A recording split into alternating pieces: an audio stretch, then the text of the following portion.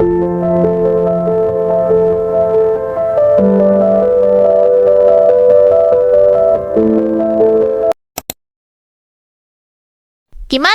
Bagus bukan pemandangannya? Sekarang kita lagi ada di Pulau Sumatera. Selain kaya akan pemandangan alamnya, pulau ini juga kaya akan makanannya. Tapi, pernah nggak sih kalian ngerasa kalau kuliner Sumatera itu cuma soal rendang atau pempek aja? Padahal, di balik rimbunnya hutan dan luasnya pesisir pulau ini, tersimpan resip-resip legendaris yang mungkin beberapa di antaranya masih asing di telinga kalian atau baru pertama kali kalian dengar. Hari ini, kita bakal keliling Sumatera buat bedah sejarah 3 makanan unik yang punya cita rasa juara. Ayo, kita mulai! Bubur Kampiun, Sumatera Barat. Kampiun itu serapan dari bahasa Inggris champion yang artinya juara. Sekitar tahun 1960-an setelah masa PRRI di Bukit Tinggi diadakan lomba kreasi membuat bubur. Ada seorang peserta bernama Nenek Raihani yang datang terlambat dan gak punya persiapan matang.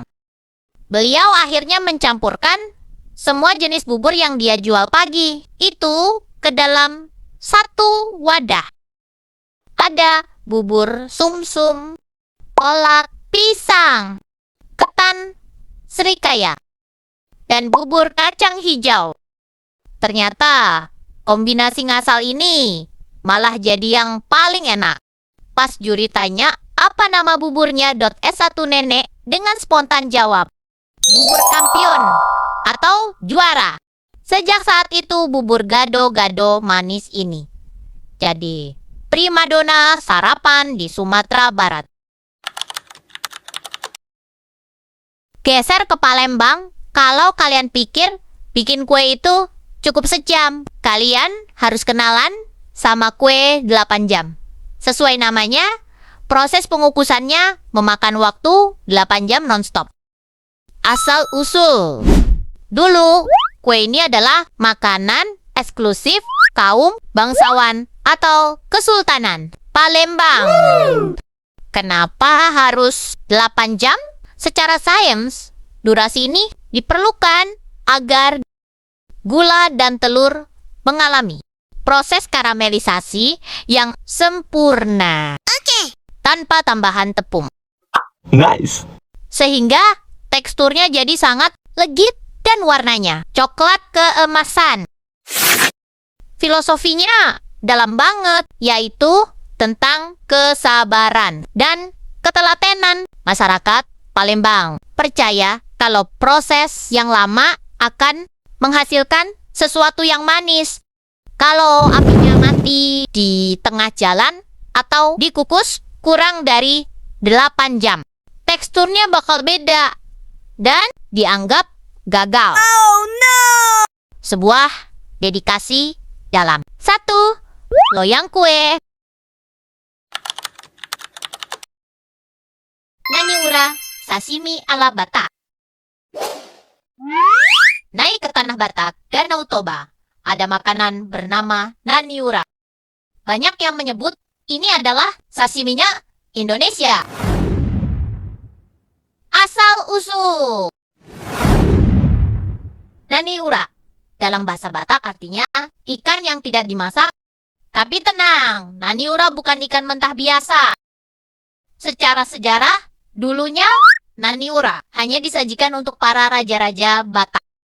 Naniura adalah hidangan khas Batak berupa ikan mentah yang dimasak dengan asam jeruk jungga tanpa api, hingga dagingnya empuk dan tidak amis. Bahan utama. Pertama, 1 kilogram ikan mas segar. Kedua, 4-5 jeruk jungga atau jeruk nipis. Ketiga, garam secukupnya. Keempat, bumbu halus wajib disangrai atau dibakar. Kelima, kacang tanah giling. Keenam, air jahe dan air lengkuas. Ketujuh, kecombrang halus. Kedelapan, bawang merah dan bawang putih bakar.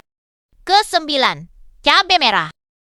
Kesepuluh, andaliman. Dan kesebelas, kunyit bakar. Cara membuat: siapkan ikan mas, bersihkan ikannya, lalu filet, cuci dan keringkan ikannya. Proses asam: lumuri ikan dengan garam dan jeruk jungga. Diamkan 3-5 jam hingga daging berubah putih dan empuk. Siapkan bumbu, haluskan semua bumbu, campur dengan kacang tanah, air jahe, air lengkuas, dan kecombrang. Ternyata Sumatera bukan cuma soal pedas dan santan ya.